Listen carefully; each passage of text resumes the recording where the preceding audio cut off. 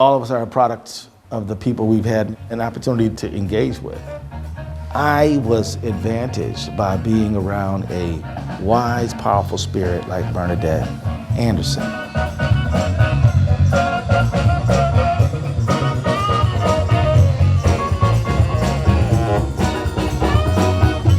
We're gonna tighten up. Y'all ready? Tighten up, baby.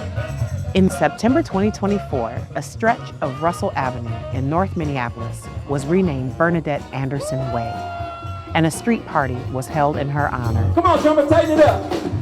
Back in the day, when we started a lot of this Minneapolis music, oh yeah, come on, bring in the bass. We would jam. We would pick songs and we start playing them. So that's what we're gonna do today, all right? Guitar. For those who didn't grow up near the Anderson home on Russell Avenue North, you may be wondering, just who was Bernadette, or Queen Bernie? And why did all of these acclaimed musicians gather to play in her memory?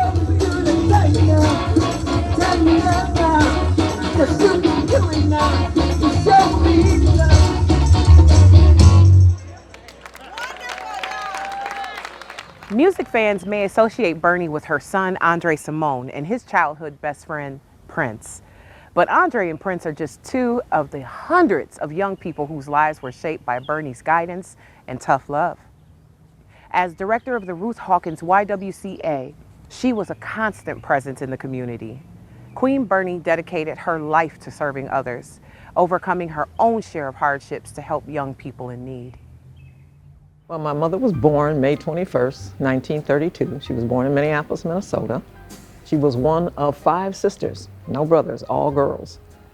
Her parents got sick with TB at a pretty early age. I want to say she might have been 5 or something like that. So they took her parents to the sanatorium and they separated them, which was pretty traumatic. Then my mother got pregnant at 14. And my dad, she met him, he was renting bikes here in North Minneapolis. And so she just never went to high school. She had my oldest brother, Fred, at 15. She had me at 16, and she had Eddie at 17. So I always marveled at the fact that you had 3 kids by the time you were 17 years old.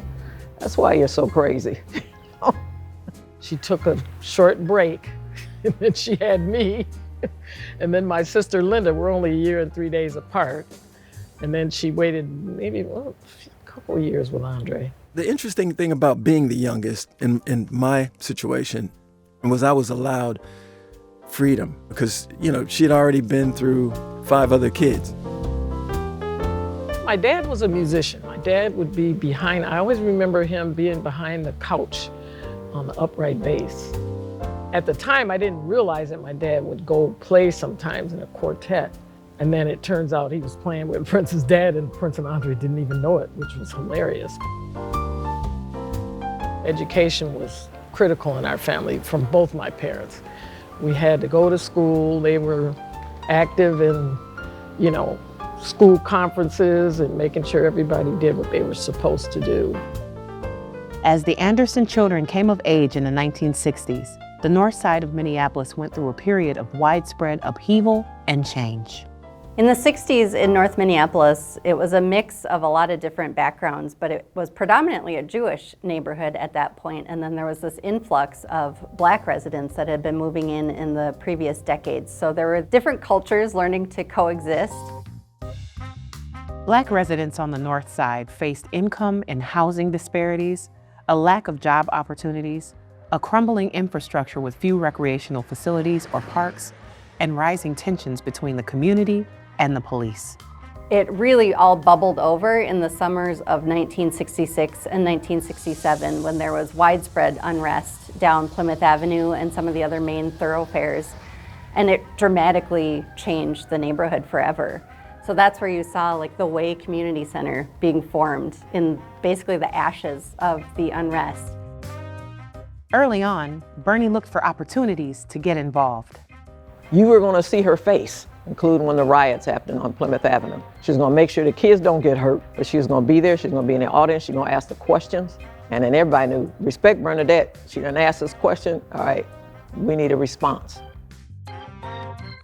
In the early 70s, everything changed for the Anderson family.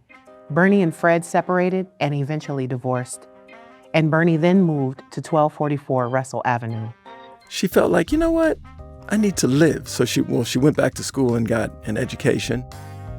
After returning to school and completing her high school and college education, Bernie was hired as the director of the new YWCA facility in North Minneapolis. The center opened in 1973. She loved keeping kids active, because if you're active, you stay out of trouble. But everybody knew if you came up there, you respected Bernadette. She would first ask you, what are you doing? And really wait for you to answer. And then she would ask you again. And then she would ask you for that third time. And until you got it right, she was, still come back at you until she caused you to think for yourself, was this really the right thing to do? The move to Russell Avenue didn't just mark a new beginning for Bernie. This was also a pivotal time in her son Andre's life. On his first day at Lincoln Junior High, he made a new friend. They would change each other's lives forever. So Prince and André met on the first day of junior high. I think they saw some kind of commonality or kinship right away. And then later that same day, they actually went to Prince's dad's apartment and jammed together for the first time. So it immediately went from friendship to musical partnership and collaboration. And over the next couple of years, they would form their first band, Grand Central. It's incredible to think of how small this neighborhood was, how close they all lived to each other, all of these community centers that were just blocks from their homes that were incubating this incredible amount of talent that, a decade later would become a global sensation, what we know as the Minneapolis Sound. Prince went through many different evolutions of his home life, and he had some rough periods where his parents first separated and then got divorced. And so he started at a very early age bouncing around to these different places. He came to live with us, probably from about 8th grade to when he got his record deal.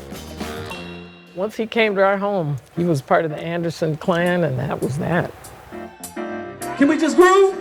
Let's just groove then, come on. And then there were lots of musicians that started hanging around because of André and Prince, obviously. Then there were just jam sessions and music going on in the basement. Now the music, I don't think it bothered my mom as much as it bothered some of us. Because it's like, oh, they loud as all outdoors.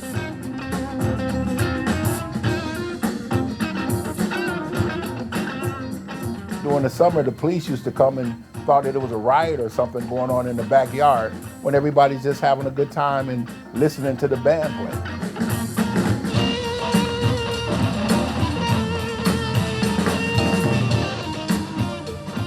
Bernie also became an informal booker for Grand Central, offering them their first professional gigs through her role at the Y.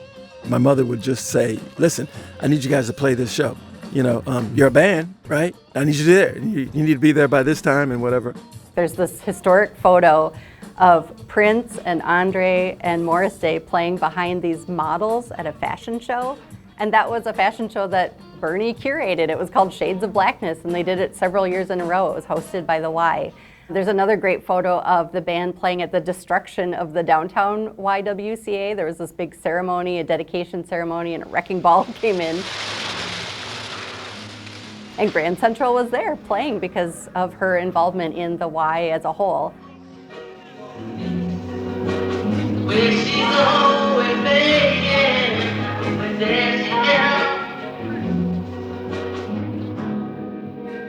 Prince was still living with Bernie when he made his first demo tapes, hired his first manager, and made a historic 3-album deal with Warner Brothers Records. Because of Bernie, he also graduated high school a few months early so he could focus on his music career. There would have been no André Cymone or Prince without Bernadette. And she even made it into one of his songs, The Sacrifice of Victor.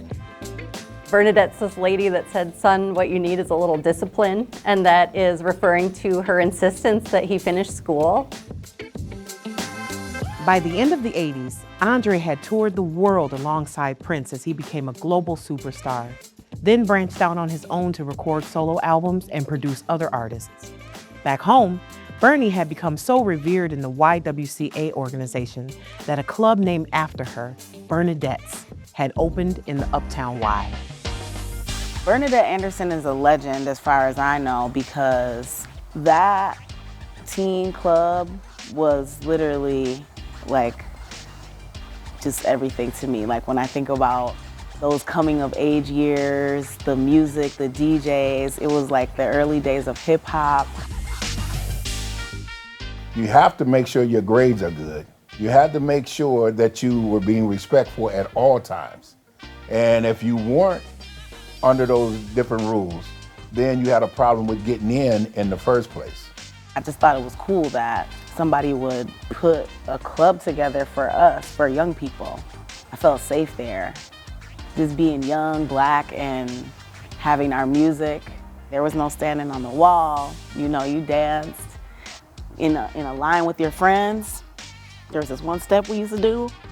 We'd all be lined up, all the girls on this side, all the guys on that side. Bernadette's ushered in a whole new generation of music, with early hip-hop records spun by DJs Brother Jules, Disco T, Kiki Zulu, and Ralph X. It also overlapped with another organization important to Bernie, the North Minneapolis radio station, KMOJ, where she served as chairman of its board. Bernie was there making sure that the programming was right, that it reflected community priorities, that it was uplifting, that it wasn't just complaining, but it was solution oriented. She was a good shepherd in connection with that vital community resource, which you can turn on today, 89.9 right now.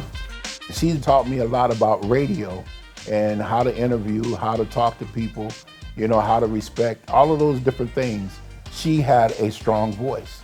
And even the seniors and other people that were on the board and the community valued her choice and her decision. After 2 decades of service, Bernie retired from the Y, which allowed her to spend more time working with the many other community organizations she cared about. She was a community advocate. And most often if they needed something or needed folks there, she was going to be one of the first ones they called. She just sort of took over the room a little bit and everybody was fine with that. She's a comforting spirit who felt wise. There was a group of like moms who just sort of were guardians of the community, and I'm pretty sure if they ever stopped holding up the sky, it would absolutely fall down. Bernie was diagnosed with lung cancer in 2001 and passed away in October 2003 at Hennepin County Medical Center. The waiting room was overcrowded with family and friends coming to say goodbye.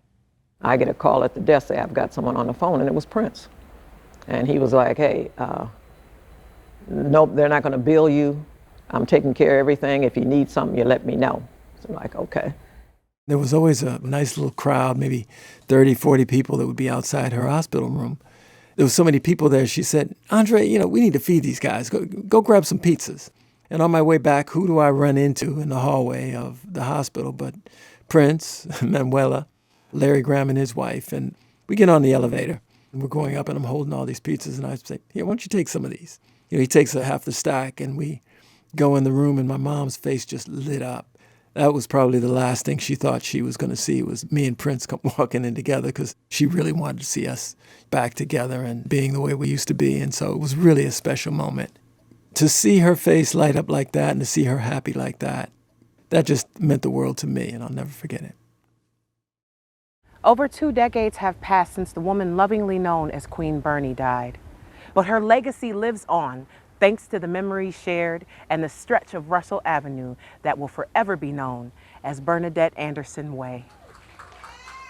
The Northside community is strong because of people like Bernadette Anderson.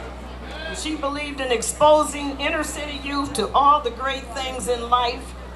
She had a powerful voice and dedication to helping others succeed, and that was just as powerful. Who can relate to everyday people? What are we if we are not everyday people? 1, 2, 3, 4. That street naming was really the epitome of unfinished business, in my opinion. and the contributions that my mother made to this community in so many ways and all the lives she touched. That legacy is something that we're definitely continuing. Yeah, thanks, Bernadette. We still doing it.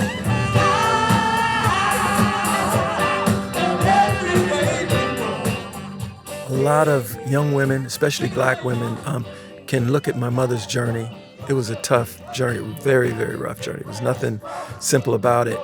And realize that you too can overcome, many, many, many, many, many obstacles and reach a point where, people are respecting you to the point where you have a street named after you. And to look up at that sign, it was just phenomenal. It brought a lot of joy.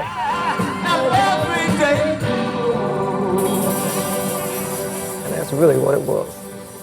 The spirit of Bernadette bringing everybody back together on that block. Thank you. That was one of Bernadette's favorite ones, boy. She'd get a dance up on that one. Everybody knows that she's Prince's godmother, foster mother, whatever. That's not surprising at all. She may or may not have known he was a musical genius, and he was. She wouldn't care, though.